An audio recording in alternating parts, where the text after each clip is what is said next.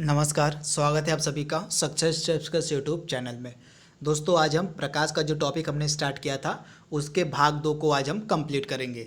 दोस्तों, भाग 2 में आज हम अवतल व उत्तल दर्पण और अवतल व उत्तल लेंस के प्रश्नों को इस वीडियो में हम कवर करेंगे। दोस्तों, अवतल और उत्तल दर्पण और अवतल व उत्तल लेंस से जितने भी इम्पॉर्टेंट प्रश्न अब तक के एग्जाम में पूछे गए हैं उन सभी को इस वीडियो में सम्मिलित किया गया। तो इस वीडियो का बिल्कुल ध्यान से देखिएगा, यह वीडियो आपके आने वाले एग्जाम के लिए काफ़ी इम्पॉर्टेंट होने वाला है। तो चलिए वीडियो को स्टार्ट करते हैं।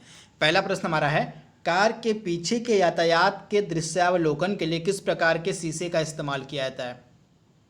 यानी आपसे पूछा जा रहा है कि कार के पीछे के यातायात को देखने के लिए किस प्रकार के शीशे का इस्तेमाल किया जाता है। तो कार के पीछे के यातायात को देखने के लिए जो है उत्तल दर्पण का इस्तेमाल किया जाता है। तो इसका राइट आंसर आपको मिलेगा ऑप्शन सी में, यानी कि उत्तल दर्पण। इसको हम इंग्लिश में कहते हैं कॉन्वेक्स लेंस। क्या कहते हैं?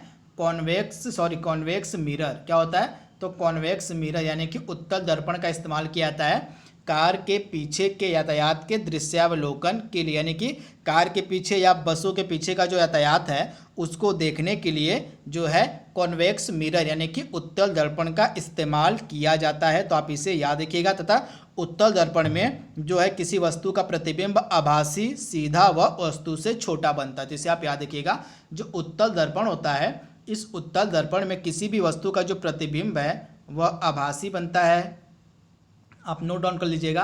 आभासी बनता है, सीधा बनता है और वस्तु से छोटा बनता है। इसी कारण से जो है एक छोटे से शीशे में ही पीछे का पूरा यातायात दिखता है जो व्यक्ति आगे गाड़ी चलाता रहता है। तो इसी कारण से जो है उत्तल दर्पण के मिरर का इस्तेमाल किया जाता है पीछे के यातायात को देखने के लिए। तो आप इसे याद रखिएगा। जो उत्तल दर्पण होता है इसमें जो किसी वस्तु का प्रतिबिंब है वह आभासी, सीधा व छोटा बनता है। अगला इंपॉर्टेंट प्रश्न हमारा है, दाढ़ी बनाने के लिए काम में किस प्रकार का दर्पण लाया जाता है। तो दाढ़ी बनाने के लिए किस प्रकार के दर्पण का इस्तेमाल किया जाता है। तो दाढ़ी बनाने के लिए जो है अवतल दर्पण यानी कि कॉनकेव मिरर का इस्तेमाल किया जाता है। अवतल को इंग्लिश में हम कहते हैं कॉनकेव मिरर। तो अवतल दर्पण का इस्तेमाल किया जाता है दाढ़ी बनाने वाले शीशे के रूप में। तो आप इसे याद रखिएगा, ये मोस्ट इम्पॉर्टेंट पॉइंट है। तो यह जो अवतल दर्पण होता है इसके द्वारा जो प्रतिबिंब है वह दर्पण के सामने बड़ा बनता है। तो इसे आप याद रखिएगा। जो अवतल दर्पण होता है इसमें जो है प्रतिबिंब यानी कि जो इमेज है वह दर्पण के सामने बड़ा बनता है। इसी कारण से जो है दाढ़ी बनाने के लिए अवतल दर्पण का इस्तेमाल किया जाता है। तो आप इसे याद रखिए। अगला इंपॉर्टेंट प्रश्न हमारा है, खगोलीय दूरदर्शी से बना प्रतिबिंब किस प्रकार का होता है। तो जो खगोलीय दूरदर्शी होता है उससे बना हुआ प्रतिबिंब किस प्रकार का होता है।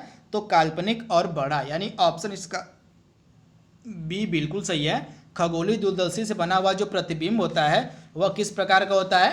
तो काल्पनिक और बड़ा। अगला इंपॉर्टेंट प्रश्न हमारा है, जब दो समानांतर समतल दर्पणों के बीच कोई वस्तु रख दी जाती है तो बनने वाले प्रतिबिंबों की संख्या कितनी होगी। सुपर इंपॉर्टेंट प्रश्न। तो मान लीजिए ये दो समतल दर्पण है, समानांतर रखे गए हैं तथा इनके बीच मान लीजिए कोई वस्तु रख दी जाती है तो उस वस्तु का जो है प्रतिबिंब कितना बनेगा ये आपसे पूछा जा रहा है। तो दो समानांतर दर्पणों के बीच रखी किसी भी वस्तु का जो प्रतिबिंब है वह अनंत बनता है, मतलब उसकी जो संख्या होती है वह अनंत होती है। तो ऑप्शन इसका जो डी है बिल्कुल सही, आप इसे याद रखिएगा, अनंत। अगला इंपॉर्टेंट प्रश्न हमारा है, प्रकाश के 7 रंग होते हैं, रंगों को अलग अलग करने की प्रक्रिया क्या होती है। तो आपको पता होगा प्रकाश के 7 रंग होते हैं तथा इन 7 रंगों को किस प्रकार से अलग अलग किया जाता है। तो प्रिज्म की सहायता से, यानी कि एक प्रिज्म से रंगों को अलग अलग किया जा सकता है। यहाँ पे आप देख रहे हैं, मान लीजिए यह है एक प्रिज्म है। इस प्रिज्म से जो है प्रकाश की किरण को अगर हम आर पार करवाते हैं तो जब प्रकाश की किरण एक प्रिज्म के उस पार जाती है तो यह प्रकाश की किरण 7 भागों में 7 रंगों में डिवाइड हो जाती है। ये 7 रंग कौन कौन से आपको पता होने चाहिए, मैं यहाँ पे लिख रहा हूँ। तो ये जो सूर्य की किरण होती है जब प्रिज्म से आर पार होती है तो यह जाके 7 रंगों में डिवाइड हो जाती है। ये 7 रंग कौन कौन से आप याद रखिएगा, VIB, GI, OR। ये फार्मूला आप याद रखिएगा विब ग्योर का, यानी VIB, GY, OR। तो V मतलब आपका क्या हो जाता है, V मतलब आपका हो जाएगा बैगनी कलर यानी कि वायलेट कलर। I का मतलब आपका इंडिगो हो जाएगा, इंडिगो मतलब जामुनी हो जाएगा। ब्लू मतलब नीला आपका हो जाएगा, और G मतलब ग्रीन यानी कि हरा हो जाएगा। Y मतलब येलो, और O मतलब ऑरेंज मतलब नारंगी हो जाएगा, और रेड मतलब लाल। यानी कि इन 7 रंगों में जो है प्रकाश का किरण जो होती है प्रिज्म से गुजरने के बाद डिवाइड होती है। तो टोटल 7 रंगों का जो होता है प्रकाश होता है। तो आप इसे याद रखिए 7 रंग के प्रकाश कौन कौन से होते हैं। बैगनी, V फॉर वायलेट यानी कि बैगनी। I फॉर आपका हो जाएगा इंडिगो यानी कि इंडिगो से मतलब जामुनी होता है। B फॉर ब्लू हो जाएगा, ब्लू मतलब नीला। G फॉर ग्रीन मतलब हरा। Y फॉर येलो मतलब पीला, और O फॉर ऑरेंज मतलब नारंगी, और लास्ट में आपका होता है रेड यानी कि लाल। तो आप इसे याद रखिएगा। अगला इंपॉर्टेंट प्रश्न हमारा है, निम्न में से कौन सा रंग इंद्रधनुष के मध्य में दिखाई पड़ता है। तो प्रकाश के 7 रंग होते हैं, मैंने आपको बताया 7 रंगों के लिए फॉर्मूला कौन सा बताया था, विबग्योर का। कौन सा, VIBGYOR। तो इस फार्मूले से आप इस प्रश्न को सॉल्व कर सकते हैं। पूछा जा रहा है कि निम्न में से कौन सा रंग इंद्रधनुष के मध्य में दिखाई पड़ता है। तो इंद्रधनुष के मध्य में आपको कौन सा रंग दिखाई देगा, तो इस फार्मूले से आप देख के बता सकते हैं। 3 इधर से आप हटा दीजिए, 3 इधर से, बीच में क्या बचा, G मतलब क्या होता है, ग्रीन। यानी कि हरा रंग जो होगा वह इंद्रधनुष के मध्य में दिखाई देगा। तो इसका राइट आंसर आपको मिलेगा ऑप्शन बी यानी कि हरा रंग, यानी कि ग्रीन रंग जो है दिखाई देगा इंद्रधनुष के मध्य में। अगला इंपॉर्टेंट प्रश्न हमारा है, इंद्रधनुष के 2 सीमांत वर्णपट होंगे, यानी इंद्रधनुष के जो 7 रंग निकलेंगे उसमें से दोनों किनारे के रंग आपसे पूछे जा रहे हैं। तो दोनों किनारे के रंग कौन कौन से होंगे, तो ये जो फार्मूला था यहाँ भी इस्तेमाल होगा, VIBGYOR।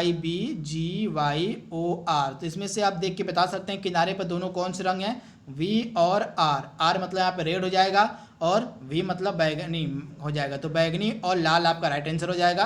तो ऑप्शन में कहाँ दिया हुआ है बैगनी और लाल, तो ऑप्शन डी हमारा जो है बिल्कुल सही, बैगनी और लाल होंगे इंद्रधनुष के 2 सीमांत वर्णपट, यानी कि इंद्रधनुष के दोनों आखिरी मतलब दोनों छोर पे, यानी कि दोनों पहले स्टार्टिंग के भाग पे कौन सा रंग है और लास्ट के भाग पे कौन सा रंग है, यह हो जाएगा बैगनी और लाल। अगला इंपॉर्टेंट प्रश्न हमारा है, जल में वायु का बुलबुला किसकी भांति व्यवहार करता है। तो जल में जो वायु का बुलबुला होता है वो किसकी भांति व्यवहार करता है, तो वह अवतल लेंस की भांति व्यवहार करता है। यानी कि ऑप्शन इसका डी बिल्कुल सही है, कॉनकेव लेंस। किसकी भांति, तो कॉनकेव लेंस की भांति व्यवहार करता है जल में वायु का बुलबुला। तो आप इसे याद रखिएगा, ऑप्शन जो इसका है डी बिल्कुल सही है। अगला इंपॉर्टेंट प्रश्न हमारा है, किसी व्यक्ति का पूरा प्रतिबिंब देखने के लिए एक समतल दर्पण की न्यूनतम ऊंचाई कितनी होनी चाहिए।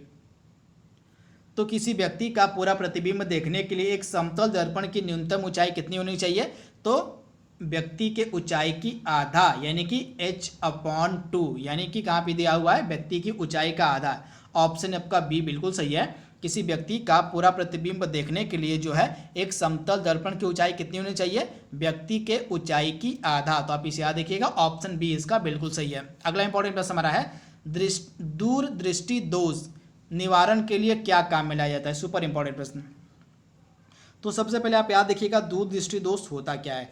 तो यह जो दूरदृष्टि दोष होता है इसमें निकट की वस्तु स्पष्ट नहीं दिखाई पड़ती। आप याद रखिएगा, जो दूरदृष्टि दोष होता है इसमें जो है निकट की जो वस्तु होती है, निकट की वस्तु जो है वह स्पष्ट नहीं दिखाई पड़ती, परंतु दूर की वस्तु इसमें स्पष्ट दिखाई पड़ती। तो सबसे पहले आप याद रखिएगा कि जो दूरदृष्टि दोष जिस व्यक्ति को होता है उस व्यक्ति को निकट की वस्तु स्पष्ट नहीं दिखाई पड़ती है, परंतु उसको दूर की वस्तु स्पष्ट दिखाई पड़ती है। यहाँ पे आप, तो इस बीमारी को दूर करने के लिए किस प्रकार के लेंस का इस्तेमाल किया जाता है, तो जिस व्यक्ति को दूरदृष्टि दोष की बीमारी होती है उसको दूर करने के लिए जो है उत्तल लेंस यानी कि कॉन्वेक्स लेंस का इस्तेमाल किया जाता है। तो ऑप्शन इसका बी बिल्कुल सही है, उत्तल लेंस का इस्तेमाल किया जाएगा दूरदृष्टि दोष निवारण के लिए। तो आप इसे याद रखिएगा, तथा दूरदृष्टि दोष में निकट की वस्तु स्पष्ट नहीं दिखाई पड़ती है। आप याद कर लीजिएगा,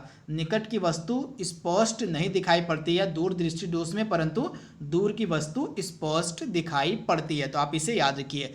अगला इंपॉर्टेंट प्रश्न हमारा है, निकट दृष्टि दोष को दूर करने के लिए निम्नलिखित में से कौन सा लेंस उपयोग में लाया जाएगा।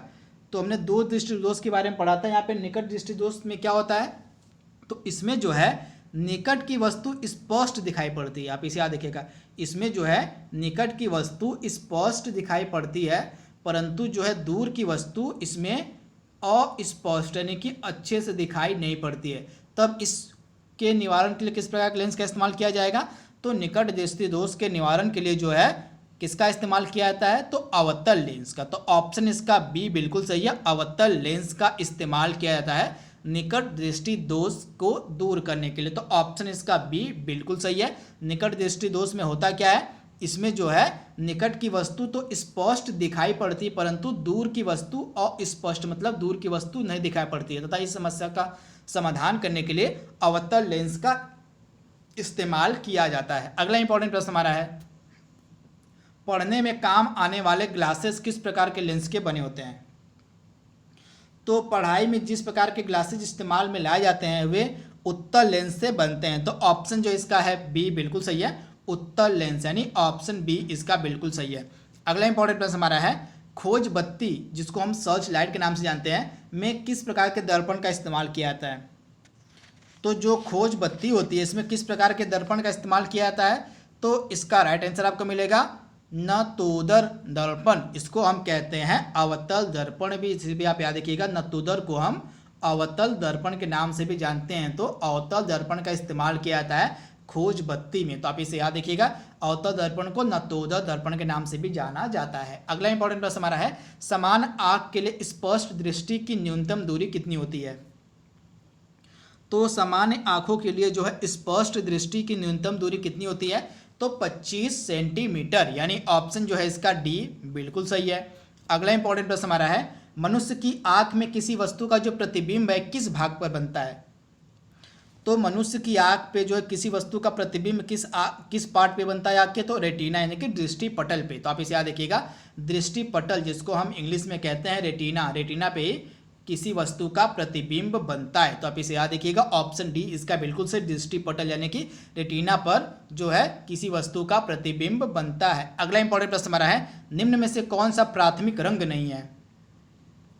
सो इसमें से प्राथमिक रंग कौन सा नहीं है? तो आप याद रखिएगा प्राथमिक रंग में क्या क्या आता है? तो इसमें से प्राथमिक रंग आपका काला नहीं है, बाकी जो है आपका लाल, नीला और यहाँ पे क्या हो जाएगा? हरा यहाँ पे होगा, यहाँ पे पीला की जगह हरा होता है। तो प्राथमिक रंग 3 होते हैं, लाल, नीला और हरा, यानी कि red plus blue plus green, यानी कि RBG, यानी कि रेड, ब्लू और ग्रीन, ये जो होते हैं प्राथमिक रंग की श्रेणी में आते हैं। तो आप इसे याद रखिए कि यहाँ से लगातार एग्जाम में प्रश्न पूछे जाते हैं। अगला इंपॉर्टेंट प्रश्न हमारा है, 3 रंग मूल हैं, वे कौन कौन से? मतलब यहाँ पे प्राथमिक रंगों की बात हो रही है। तो मैंने आपको बताया था लाल, हरा और नीला, यानी कि ऑप्शन इसका है बी बिल्कुल सही, नीला, हरा और लाल, यानी कि इसका ऑप्शन बी बिल्कुल सही है। अगला प्रश्न हमारा है, सूर्य के प्रकाश में रंगों की संख्या कितनी होती है? तो इसके बारे में मैंने आपको बता दिया है, सूर्य का जो प्रकाश होता है इसमें टोटल 7 रंग होते हैं। इसके लिए मैंने आपको फार्मूला बताया था विबग्योर का, कौन सा? विबग्योर का। तो ये फार्मूला आप अपने दिमाग में बैठा लीजिएगा, वी फॉर बैगनी, आई फॉर इंडिगो हो जाएगा, इंडिगो मतलब क्या होता है आपका जामुनी, ब्लू से नीला, जी से हरा, वाई से पीला, ओ से नारंगी, आर से रेड यानी कि लाल। अगला इंपॉर्टेंट प्रश्न हमारा है, निम्न में से किसे लेंस की सहायता से ठीक नहीं किया जा सकता है? तो इसमें से किसे लेंस की सहायता से ठीक नहीं किया जा सकता है? तो जो वर्णांधता होती है, वर्णांधता को हम कहते हैं कलर ब्लाइंडनेस। क्या कहते हैं इसको?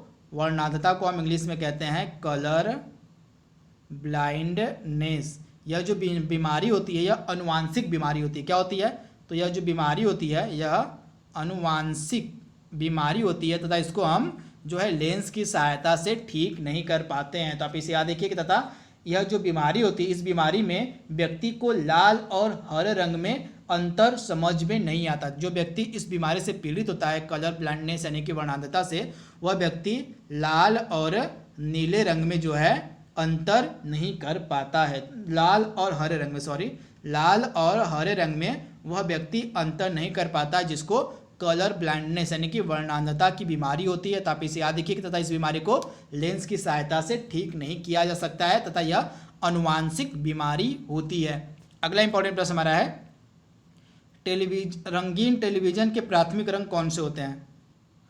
तो रंगीन टेलीविजन के प्राथमिक रंग कौन कौन से होते हैं? तो लाल, हरा और नीला, यानी कि ऑप्शन जो इसका ए है बिल्कुल सही है। लाल, हरा और नीला जो होते हैं रंगीन टेलीविजन के प्राथमिक रंग होते हैं। तो ऑप्शन इसका ए बिल्कुल सही है। तो दोस्तों यहाँ पे हमने जो हमारा प्रकाश का टॉपिक था उसका जो भाग 2 था उसके जितने भी इम्पॉर्टेंट प्रश्न थे हमने उसको कवर कर लिया है। आई होप आपको वीडियो पसंद आया होगा। तो आज के लिए बस इतना ही।